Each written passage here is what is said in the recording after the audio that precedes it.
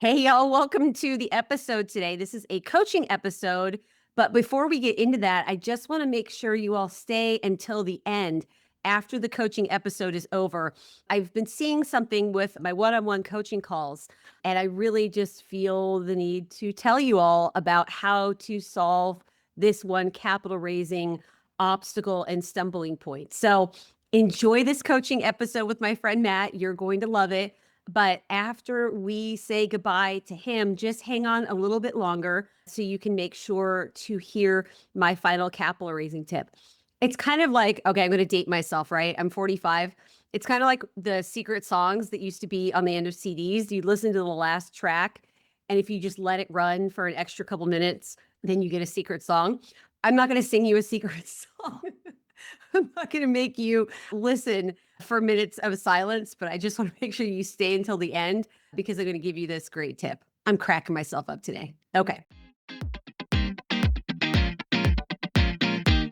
Hey, real estate investors, fund managers, syndicators, and capital raisers. If you're struggling with falling short on your capital raises for your real estate deals, if you're also struggling with finding investors beyond your network of friends and family, if you are spending thousands and thousands of dollars and weeks on end to travel to conferences to try to find investors, only to find that the people at those conferences are also trying to raise capital from you, so you're not getting any traction.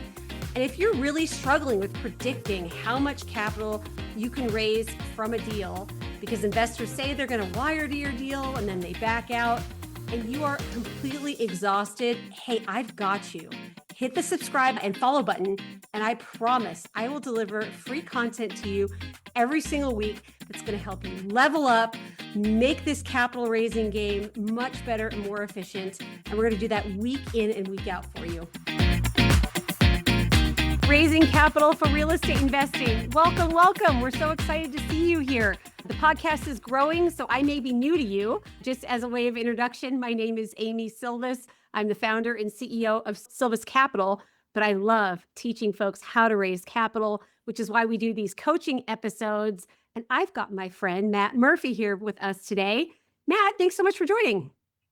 Yes, thanks for having me. Super excited to be here. Super excited to be part of the podcast and the experience. Appreciate you. Well, for those who don't know who you are, can you tell us a little bit about yourself, please? Yes, so I'm Matt Murphy. I am located in the Midwest, actually right outside of Chicago. I am newer to the capital raising game, but loving every minute of it. And I am really looking to see where this journey takes me throughout the course of it. Fantastic. Tell me, have you done any deals yet? It's okay if you haven't. We'd just love to hear anything that you've done in this space, if there is anything. Yes, yes. So I have actually been an LP on one deal. And Nice. then I have actually co-GP'd on one deal. Beautiful. So Great. yeah, the deal that I have LP'd on is right outside of Kansas City, Missouri, about an hour away in Warrensburg. Great. And then the one I have kind of GP'd on is in Arizona, Tempe. Ah, good geographic diversification. I like it. Yeah. Yes, yes, yes, very much. Well, to start off, we love to kind of anchor into our four phases of capital raising here. And we want folks to know kind of where you fall in those phases. So do you recall kind of what those are? Do you want me to run those by you, or you remember where you are? Let's see. Let's do a recap. Let's see how much Yeah, I know. I love it. So phase one is like the imposter syndrome phase, Yep. right? Yeah. Where you kind of have that fear of getting kind of the investors in the top of the funnel. Yep. The second part or phase two is you've kind of raised from family and friends, but you don't know how to branch out past that. Yep. I'm not going to lie, I'm drawing a blank right now at phase That's three. okay. And That's then okay. phase four is where like you're getting everything and you're well established and you're putting the deal out there and the capital's just flowing in. I love it. That's impressive. That's really, really impressive. Yeah, the phase three, the bottleneck breakpoint, is where you're raising capital consistently, but the amount has kind of plateaued and you've got some deal flow, but it's still a little bit more fragile than what you'd like. Some investors go cold between deals, but you're still raising from strangers, but you'd like to really level that up to an even stronger level. But applause. That was a good recap. Where do you fall on the phases, my friend? So, honestly, if I could pinpoint it, I'm like in between phase 1 and 2. Okay. I don't really have the imposter syndrome or the fear, right? Yeah. But I'm still not kind of in that phase 2 or phase 3 area, if that Fair. makes sense. Yeah, it does. It does. Do you have like a CRM I do. set up? Okay. All right. Good. Good, good, good. And how does deal flow feel to you? Do you have enough deal flow or does it still kind of feel, in terms of deals to invest in and raise for, does it feel a little bit patchy? A little Okay. bit, but All right. I've actually, I got an underwriter I work with, and we both kind of work together with broker relations. So we are looking at a lot of deals, Great. but we're also kind of passing on a lot of them, right? Yeah. Because they're not really hitting our buy box and hitting the metrics we're looking Yeah. for investors. Makes sense. Makes sense. Well, thanks for letting us know where you are. We often find folks are kind of in between two phases or they have a little bit of a flavor of two of them. So, totally normal, but we'd love to transition into ways we can help you in your capital raising business. What questions do you have for us, friend? Well, let's start off with how did you break through phase 1? Hmm. Great question. Yeah, yeah. And I would love to focus on you and your needs, but I'm happy to talk about myself. I'm always hesitant to talk about myself. So you're getting me to break out of my shell. So, it was really just jumping in and getting it done. Unfortunately, there wasn't really anything where I could go into a mentorship specific for capital raising or people that could teach me the exact steps. I had to really spend years and years and years trying and failing and trying to figure it out on my own. I wish there was someone I could have paid to kind of teach me. But I think, like many people, I went through one of those kind of guru programs and they taught me how to underwrite really well. They taught me how to find a deal, network with brokers, all of those things. But the capital raising advice or private money advice that I received was, if you've got a good deal, just talk to people in your network and you'll be able to raise. And I mean, maybe that works for a deal, maybe two, but goodness gracious, it doesn't. So, yeah, I really stumbled into the capital raising space as just kind of an ad hoc to the underwriting and the deal finding that I was doing. But I just knew it was something I had to develop. So I had to just jump in and started with friends and family and then started to figure out, like, oh gosh, I've got to figure out how to raise capital from strangers. So a lot of trial and error. Nice. I went through a guru mentorship as well, so Yes. we Yeah. share that in common. It's common. Did they teach you kind of the capital raising business or what type of advice did they give you? I'm curious. So, kinda similar to, like, what you said, they just said to kinda go out there, start having the conversations, start with friends and family. Yeah. Kind of like another thing that I know you do is the LinkedIn. Mm, So, they kinda told me like, "Hey, like, start coming up with ideas for content and interesting. putting yourself out there on LinkedIn." And then really, going to meetups, more in-person stuff, so Yeah. that way you have that real bond and connection with investors, which Mm, I find very important. yeah. Yeah. Absolutely. The relationships are very, very important in capital raising. You're absolutely right. Yes. So I had one experience with one investor, and it was actually a former customer of mine. So I'll give you a little bit more background about me. I come from the body shop industry. Mhm. So at one point in time, I managed the oldest body shop in Illinois. Okay. So we had repaired this guy's car, great guy. I kept in contact with him. And, once I started doing this, I reached out to him, telling him about what I was doing. And he had like, I did not expect it. It was super fascinating story. I knew he had kind of owned a restaurant.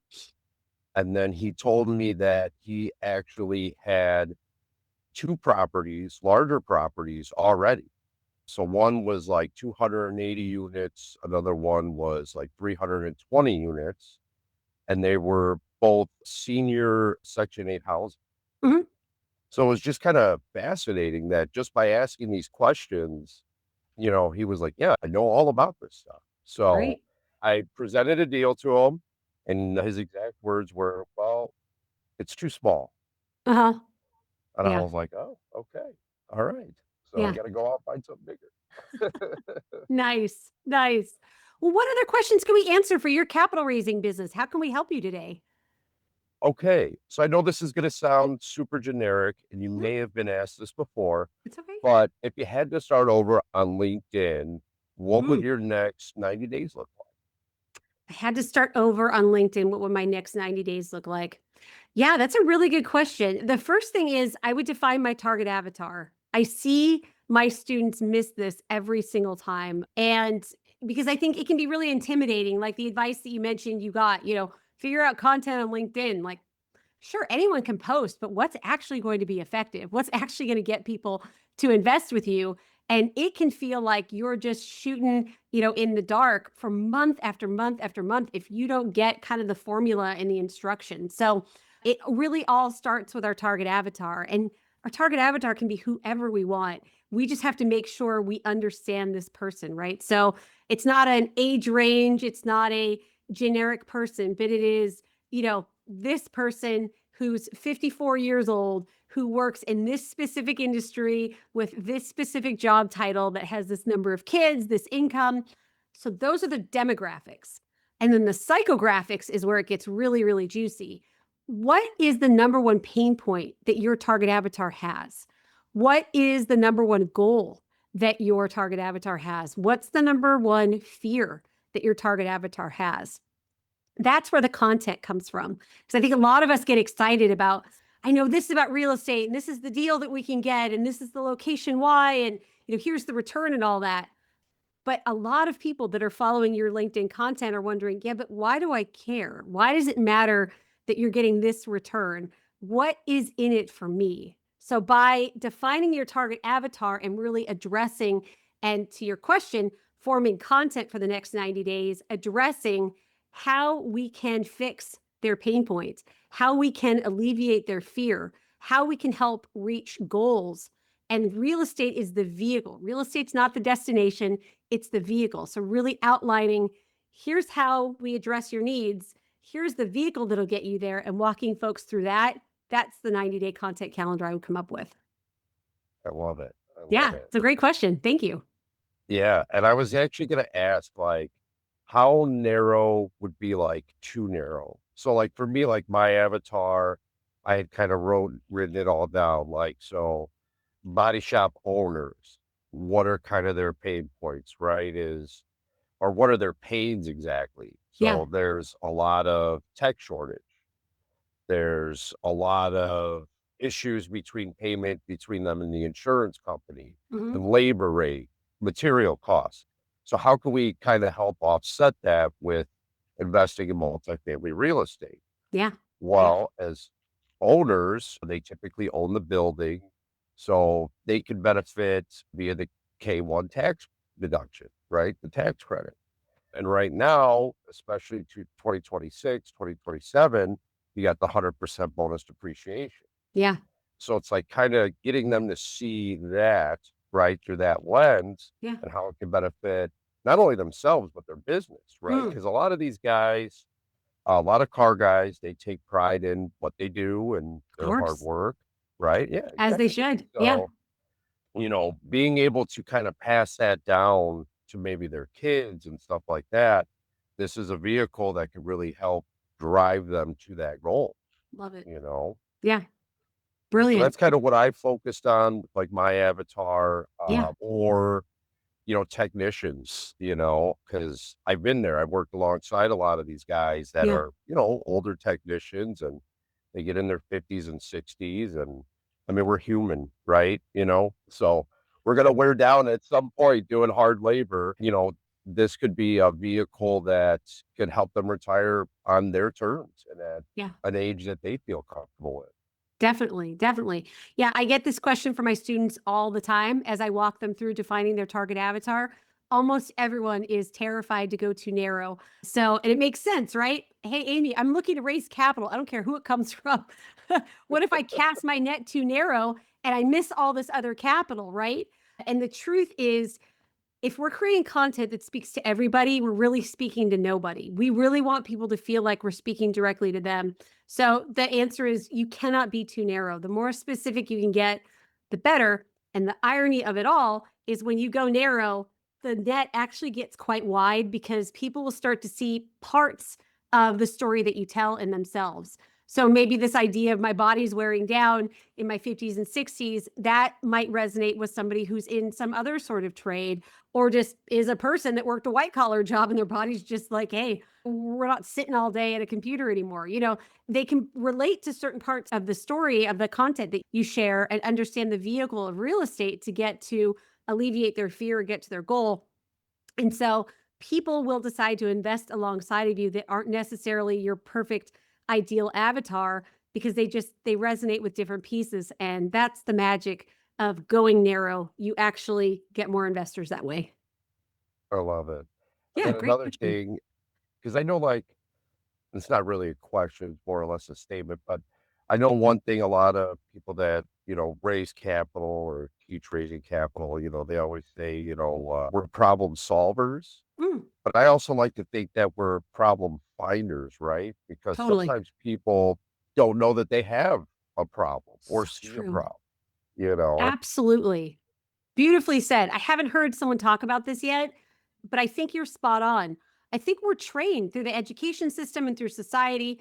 Don't put on your tinfoil hat quite yet. I'm not going to quite go there, but I think there are No, let's do it. problems. I think there are problems and pain points that we've all just put in the back of our head because we have no idea what the solutions are. So why even focus on it? So if you can draw that out exactly as you said and help people kind of identify, hey, that thing that you just thought, gosh, you're just gonna have to live with it for the rest of your life. But there's actually a solution and you can bring that forward or like you said, help them discover and realize that there's something better that they don't have to live with whatever fear or pain point they have, or they can actually achieve their goal. That's brilliant. That's spot on, friend. Really, really great Yeah. point. Thank you. Thank you. Yeah, good stuff. And I think the other lesson too is how you handle failure, right? Because if failure is inevitable in this space, if you do this long enough, you're successful enough, you're going to have a failure. How do you face your investors?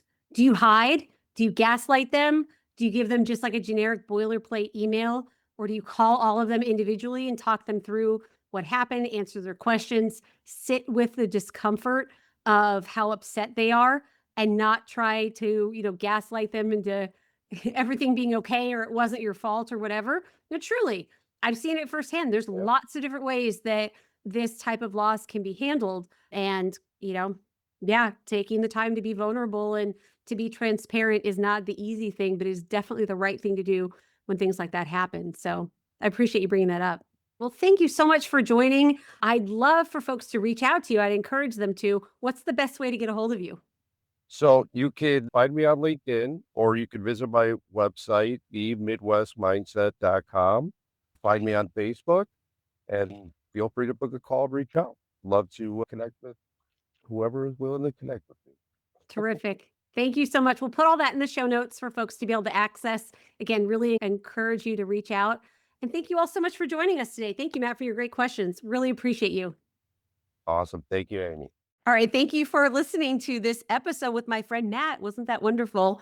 He's such a great guy, asked really, really great questions. But yeah, hey, this keeps coming up with my coaching students. So I wanted to go over it with you to help in your capital raising.